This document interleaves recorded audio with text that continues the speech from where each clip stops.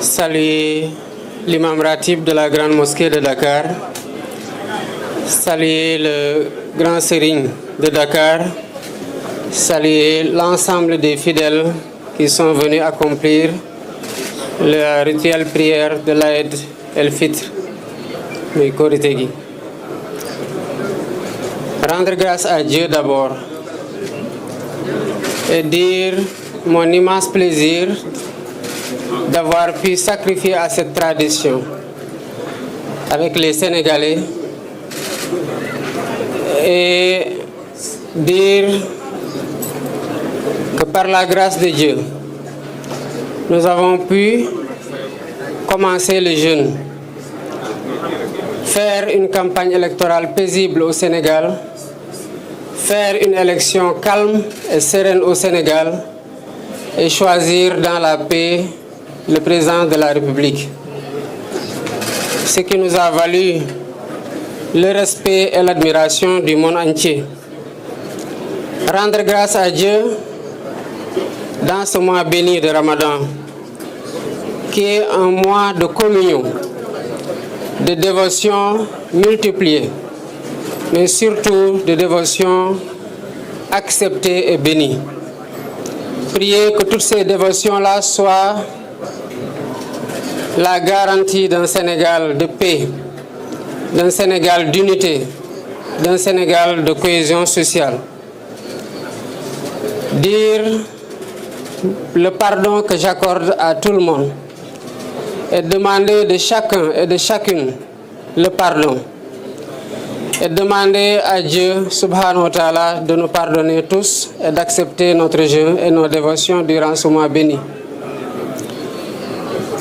Le Ramadan est un mois de convivialité et de solidarité. L'imam Ratib l'a rappelé dans son sermon, l'importance de la solidarité, l'importance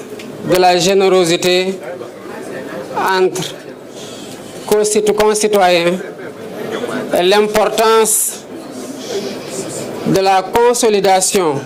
de notre précieux vivre ensemble à travers cette solidarité agissante entre musulmans, mais aussi entre musulmans et catholiques, et plus globalement entre musulmans et tous ceux qui ont une autre confession. Nous devons dire que le Sénégal est un pays qui est un et indivisible. Il est de notre responsabilité collective et de notre responsabilité individuelle d'entretenir ce vivre ensemble qui fait la stabilité de notre pays que le monde entier nous envie. Le Sénégal est un pays de grands hommes de Dieu, de grands hommes politiques. C'est un héritage sacré et c'est un héritage précieux que nous avons le devoir de perpétuer. Je voudrais, avant de terminer, rendre un hommage appuyé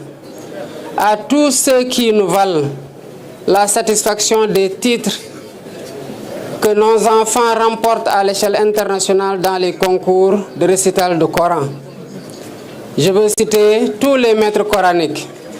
quelles que soient les conditions dans lesquelles ils enseignent le Coran. Je veux citer tous ces imams ratib,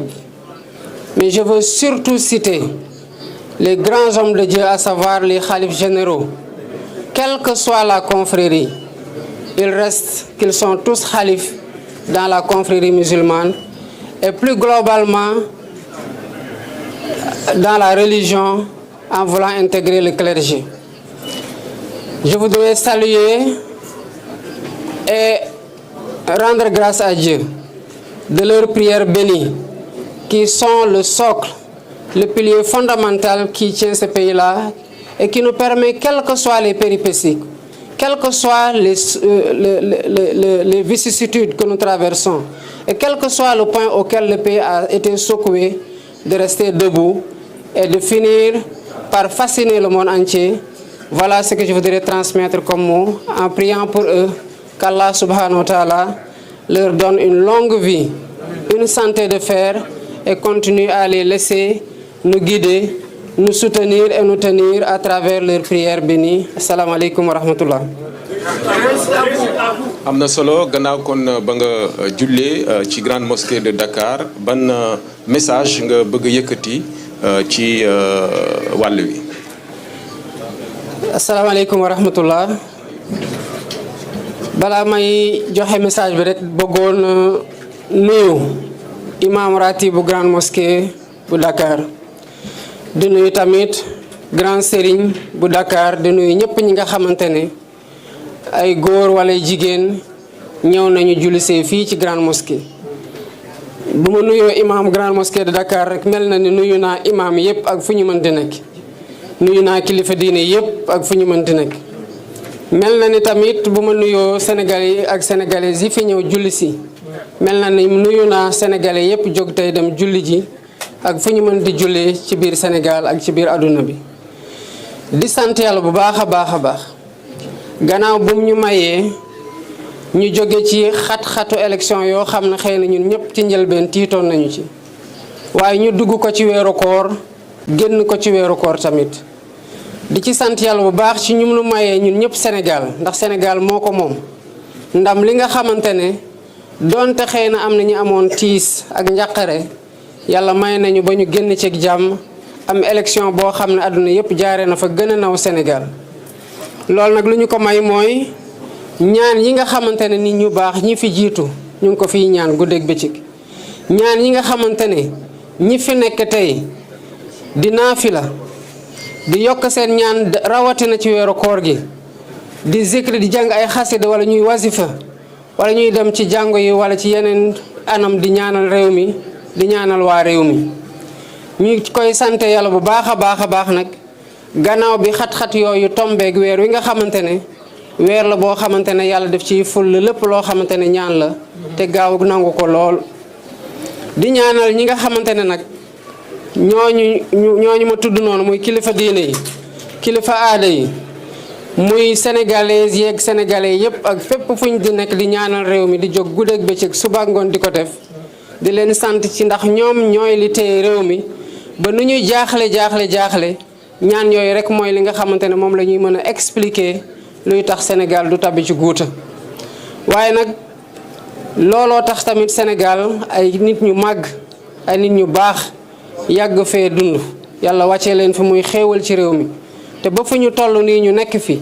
wéy di ñaanal réew mi ba réew mi alhamdulilahi rabil alamin am nañ loo xamante ne àdduna yépp moo ñu koy ñeewant moo ñu ciy ñee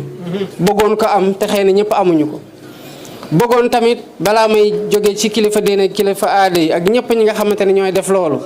sant bu baax a baax nitu daara yi sant bu baax imam ratib yi ndax su ma tuddee imam ratib bu grande mosquée de Dakar mel na ne tudd naa imam ratib bu mosquée jàkka yëpp ci biir Sénégal ak jumaa yëpp ci biir Sénégal. waaye dafa am loo xamante ne ndam la ci ñun que doomu Sénégal yi yàgg di jóge fii dem jongante ji tarig alxuraan indi ay raaya te loolu ñoom lañ koy sante quel que soit nag jafe-jafe yi nga xamante ne ñu ngi koy am ci bu ñu dee jàngale alxuraan di ko def ci ay nit di defar nit ñi waaye di def ci ñoom tamit xam-xam. weeru koor nag da di weer goo xamante ne weeru cant la weeru jàppalante la weeru suturalante la te sénégalais yàgg nañ ci jàppalante yàgg nañ ci suturalante te jàppalante googu la imam doon wax sànq ci xutbaam ne mooy li nga xamante ne moom la diine woote te xëy na sax moo tax diine bokk na li tax diine jóg ndax jàppalante boobu mooy tax ku am jafe-jafe doo ko yëgee ni noo ko war a yëgee ndax xam nga ne am na koo xamante ne mën nga weeru ci moom ba mu sedd ci yow wala mu oyof ci yow. di ñaanal Sénégal di ñaan Sénégalais yi tamit ñu ñaanal Sénégal continuer di ñaanal Sénégal ndax fii la ñu am amuñu feneen bu méttee fii la bu neexee fii la lu ñuy sàkk muy suñu njaboot fii lañ koy sàkki niñ ko jàppee nag ay nit teg ko ci suñu loxo ci jàmm noonu la ñu war a jëlee tamit te waxuma président de la République rek waaye sénégalais yi fiy dund yëpp dañoo war a sénégalais yi ñiy ñëw ëllëg ñu liggéey lu tax bu ñu ñëwee ñu xam ne Sénégal gi génération ba génération ku ci nekk def nga ci sa wàll ci jàmm ak jàmmal ba joxe ko ci joxe loxo yi ci joxe ko ci yeneen loxo ci jàmm ñooñu continue tamit di jàmm di dox jàmm di wax jàmm di def jàmm pour Sénégal yi fi nekk yëpp mën a am jàmm. kon maa ngi baalu ñëpp àq ñi ma xam ak ñi ma xamul ñi ma tooñ ak ñi ma tooñul sax di baalu tamit ñëpp ñi nga xamante ne tooñ naa leen ci li ma yëg ak ci li ma yëgul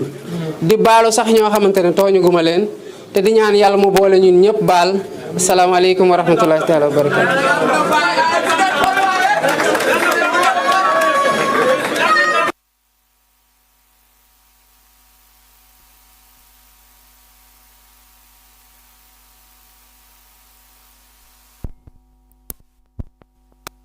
mu ne mu dégg ko naan